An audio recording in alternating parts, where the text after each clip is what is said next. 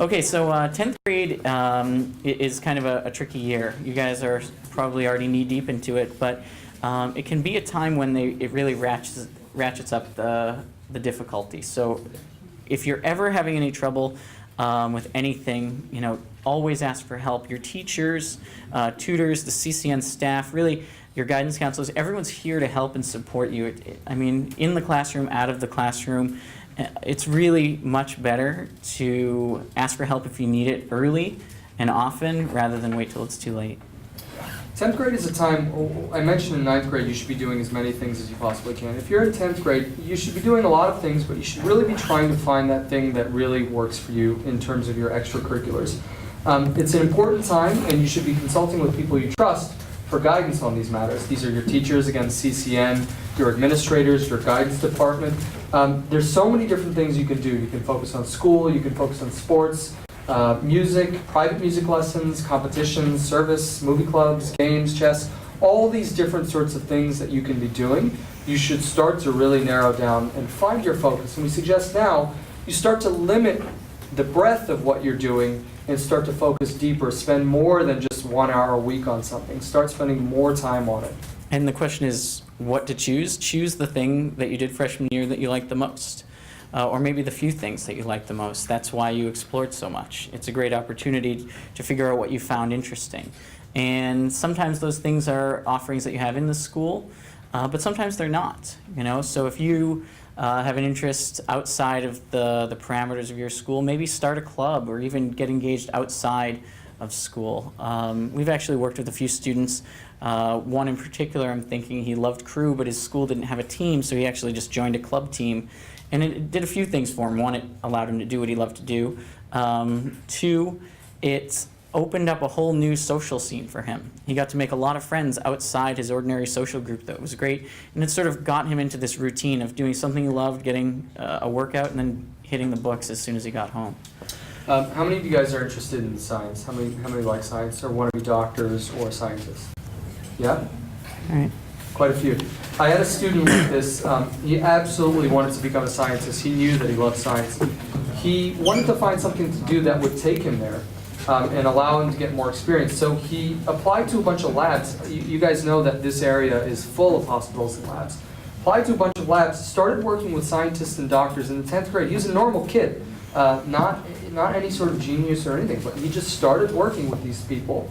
They really appreciated his input. He was participating in large-scale experiments, large-scale sort of science research. By the time he was a senior, he even had his name on papers. So that was a really great way for him to show his interest in science and something that he did outside of the classroom.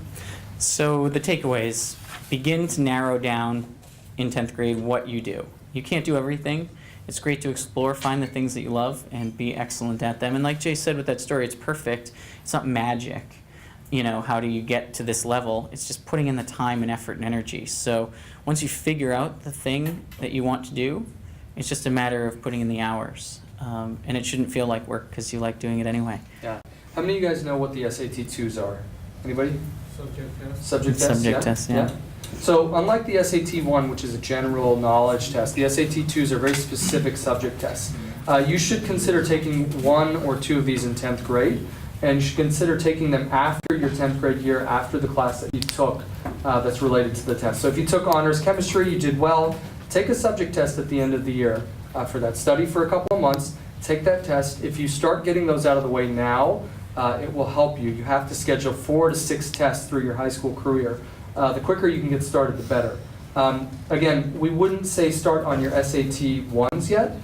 Leave that till summer of sophomore year, summer after 10th grade, you can start studying. 11th grade is really the time for that. But do start taking 1 or 2 SAT 2s after your 10th grade year. All right, so getting into your sophomore summer. Now, again, same thing as freshman summer, but the stakes are a little bit higher. Don't do nothing, right? Do something. And also, if you're going to do something, make sure it's more than just test preparation or taking a class, something to that effect. It's really important to sort of build an engagement in an activity during your summer study, like I was saying before. So, find something you like in 9th grade, focus on it in 10th grade. 10th grade summer is a really great time to start investing more time in that. It could be athletics, could be service, it could be a job, it could be science, it could be music, any one of these things. But use that time in summer. We also recommend that you do start thinking a little bit about your SAT 1.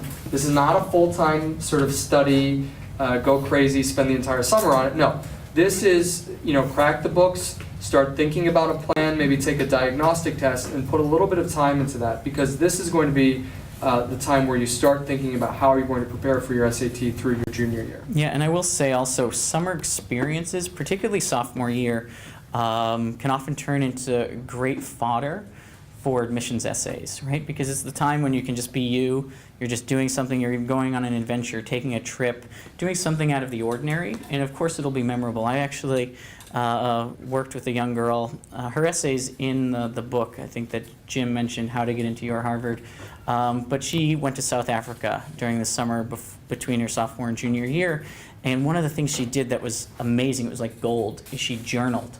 She kept a journal every day while she was there. And actually, I'd encourage all of you, if you ever do something like a trip or something out of the ordinary, make sure to just record your thoughts.